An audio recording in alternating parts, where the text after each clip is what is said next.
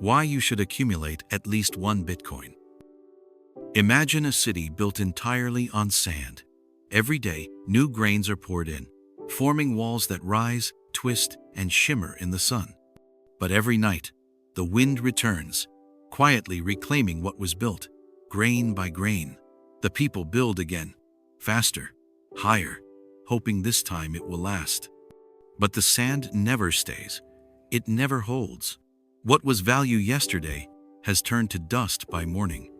Then one morning, a traveler arrives, carrying a single stone of granite. It is dense, unmoving, unchanging. And he says, "Build on this, just once." The people laugh. "Why would we build with stone? It takes longer. It doesn't move with the wind. It doesn't grow overnight." "Exactly," the traveler replies. "It doesn't pretend. It just is." That stone is Bitcoin. And one Bitcoin might be the most solid foundation you'll ever own, not because it's new, but because it refuses to erode. Because while the world chases castles of illusion, a few will choose to build cathedrals of conviction. This is a story about why you should hold at least one Bitcoin, not for wealth, but for wisdom. Not to follow the crowd, but to step out of it. Because when the sand shifts, and it always does, only those who built on granite will remain standing. Bitcoin is not just digital money. It is the first incorruptible accounting system. It doesn't run on faith. It runs on math. There will only ever be 21 million Bitcoin. Not because someone said so, but because the system itself refuses to make more. It's code, not promise. It's consensus, not policy. Every 10 minutes, a block. Every 4 years, a halving. Predictable, transparent, immutable. While fiat currency is created by decree, by the decisions of a few behind closed doors, Bitcoin is born from computation, from global consensus, from rules that apply to everyone equally. It's the first form of money that works without middlemen, without gatekeepers. You and I can transact directly, without asking permission. It is not magic, it is protocol. And it works. And the trust it builds isn't based on brand, or patriotism, or political loyalty. It is trust built on verifiable neutrality, the kind that does not change with election cycles or economic agendas.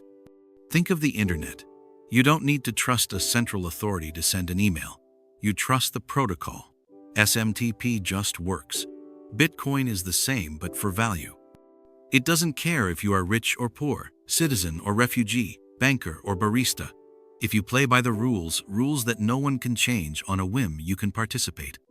This is what makes Bitcoin more than a currency. It is a communication layer for money. Universal, unbiased, uncensorable. For the first time in history, humanity has created a system where money is governed not by the powerful, but by the predictable. Bitcoin is not merely a tool. It is an infrastructure, a monetary internet. And every time you receive or send it, you participate in something bigger. The slow, silent engineering of global financial justice. Traditional finance is a network of permissions. Know your customer, KYC. Anti-money laundering, AML. Banking holidays, settlement windows, cross-border fees. Each layer assumes you are guilty until proven innocent, that you must be watched, filtered, approved. Bitcoin throws that model out. It says, if you follow the rules, you may participate no matter who you are or where you're from. It doesn't know your name. It only knows if your math checks out. It is also anti-fragile. Every attack makes it stronger. Every criticism sharpens its defenses. Every attempt to ban it proves why it's needed. And perhaps most profoundly, Bitcoin does something no system has ever done before. It separates money from state. Like the printing press separated knowledge from church, Bitcoin separates value from political power. It decentralizes the creation, verification, and transfer of monetary energy, just as the internet decentralized the publishing of information. This is not just a technical feat, it is civilizational. We live in a world drowning in abundance, not the kind that nourishes, but the kind that dilutes. More dollars are printed, more credit is extended, more debt is normalized, and the more they create, the less yours is worth. The system tells you this is normal, that 2% inflation is healthy, that endless growth is sustainable, that printing money creates prosperity. But deep down, you feel it. When your rent rises faster than your salary, when your savings buy less every year, when the price of the future slips quietly out of reach, you're not imagining it, you're being diluted. And in this sea of excess, Bitcoin stands alone not as another form of money, but as a form of resistance. There will only ever be 21 million. Not because someone promised, but because the system itself refuses to make more. Bitcoin is not scarce by decree, it is scarce by design. It is not a belief, it is a boundary. While fiat currencies can be expanded at the whim of politicians or central banks, Bitcoin remains unyielding, programmed, transparent, unforgeable. That kind of scarcity is not a feature, it is the foundation. Because when something cannot be inflated, it invites trust. When something cannot be counterfeited, it commands respect. And when something cannot be stopped, it becomes inevitable. Owning one Bitcoin is not like owning a stock or a bond. It's like owning one seat on the next monetary lifeboat, one plot of land in a digital world, one share in the protocol of the future. It's not about getting rich. It's about not being left behind. Because while most people are still measuring value in units that melt, a few are measuring in units that last. That shift in measurement changes everything. Suddenly, you don't need your assets to outperform inflation. You just need them to be real, to hold weight, to stand still while the world spins. Bitcoin isn't fast, it's firm.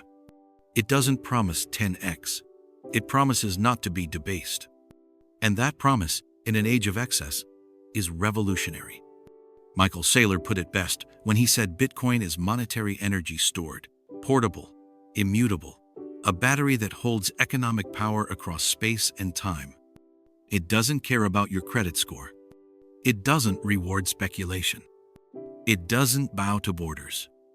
It just is. And in a world where everything else bends to politics, to inflation, to crisis, that firmness becomes the most valuable thing of all.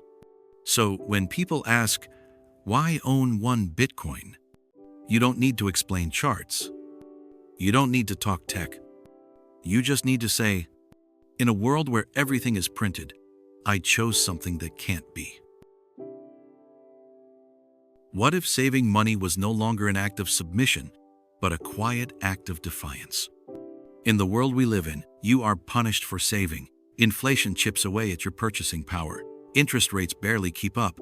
The money you set aside loses value while you sleep. So you're nudged sometimes, pushed to spend, to invest, to speculate, not because it's wise, but because standing still is financial suicide.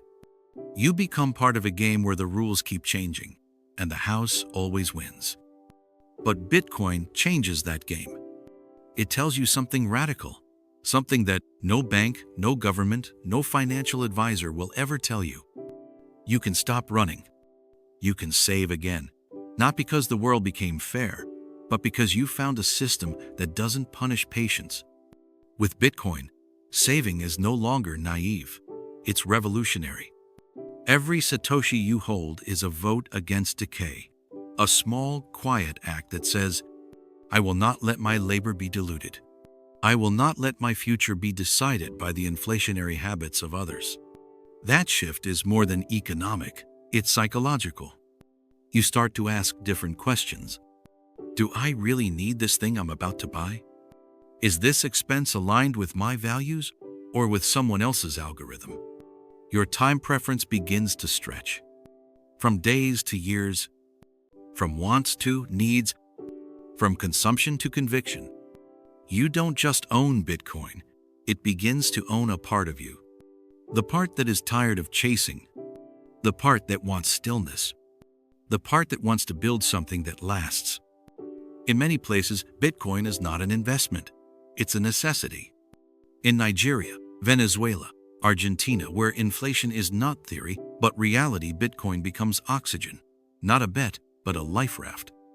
And even in stable nations, the effect is the same. It rewires how you think about value. It severs your dependence on approval. It gives you permission to slow down. Michael Saylor once said, "The first step to escaping the matrix is to realize you're in it. The second is to stop trading your time for money that is dying." Bitcoin is that second step. It doesn't promise fast gains. It offers quiet power. The power to save not as a strategy, but as a statement. Because in a world addicted to noise, to speed, to scarcity manufactured by design, saving in Bitcoin is rebellion with grace. At its core, Bitcoin asks a simple yet profound question. What is freedom if you do not have the right to exit? Exit from broken institutions. Exit from manipulative monetary policy. Exit from a system that rewards debt, punishes savings, and dilutes your effort without consent. In our world today, we're constantly told what money is worth, not by the market, but by decree, quietly, gradually, through decisions made in rooms we'll never enter. But Bitcoin offers a way out. You don't need to protest. You don't need to campaign. You don't even need to speak. You simply opt out quietly, peacefully, mathematically. That's not a rebellion with noise. It's a rebellion with silence. Bitcoin does not seek your loyalty.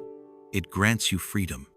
Freedom to hold, freedom to send, freedom to save value in a language only math understands. You hold your own keys. You verify your own truth. No one can change the rules to favor themselves, not a banker, not a politician, not even a miner. That changes something deep inside. Because suddenly, you realize the wealth you hold is no longer just wealth. It is autonomy. It is privacy. It is agency in its most distilled form. You no longer depend on the integrity of institutions. You depend on the integrity of open source code, of decentralized consensus, of thermodynamic proof. And with that shift, something else begins to change: your sense of time. Bitcoin forces you to slow down, to save, to plan, to think in decades, not days. In a culture obsessed with immediacy, Bitcoin whispers patience. And in doing so, it realigns your soul to something ancient, the dignity of delayed gratification. To hold Bitcoin is to step outside the game, not to escape responsibility, but to reclaim it. You are no longer just a consumer of economic policy. You are a participant in rewriting what money means. In that sense, Bitcoin is not just money. It is a moral choice. A choice for transparency over secrecy, for fixed supply over hidden theft, for fairness over privilege. And like all moral choices, it costs something: comfort, convenience, maybe popularity. But it grants something greater in return: sovereignty.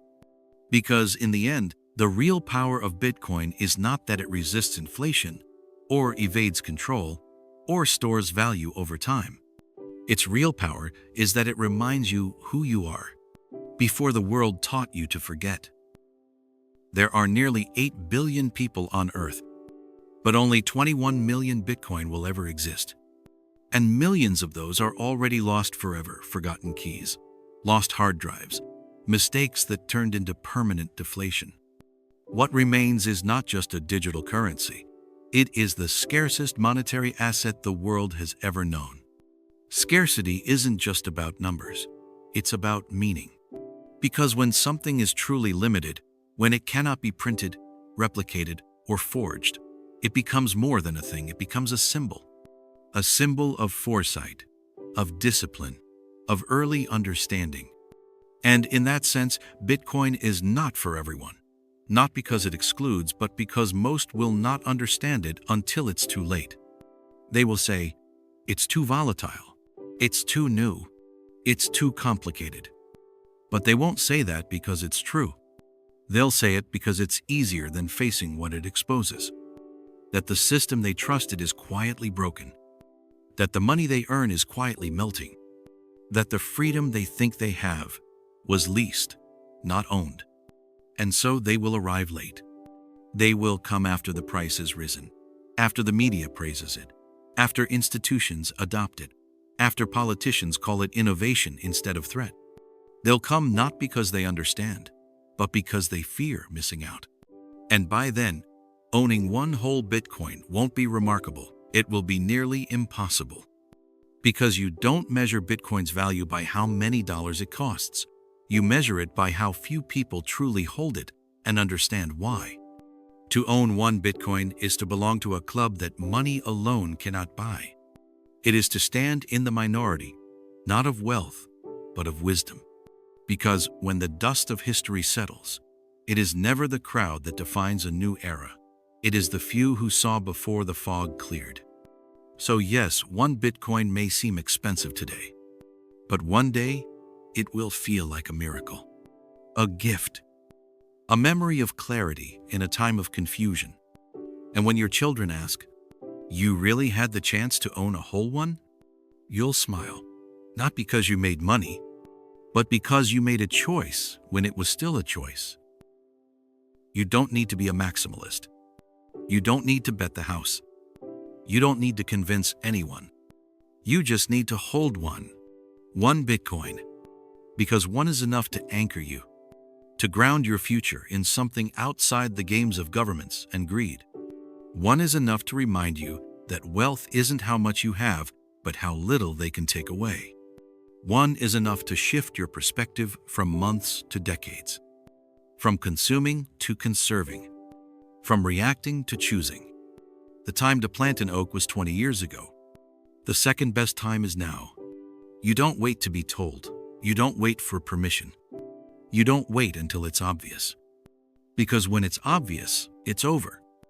And so you act now not out of fear, but out of understanding. Not out of hype, but out of humility. Bitcoin isn't a get-rich scheme. It's a stay-free strategy. And one BTC is not just a number. It's a threshold, a signal, a lighthouse in the fog. A quiet commitment to something bigger than returns. Bigger than you. Because when the tides recede, when the printing stops, when the smoke of speculation clears, those who built on granite will not just survive. They will rebuild. And all it takes is just one.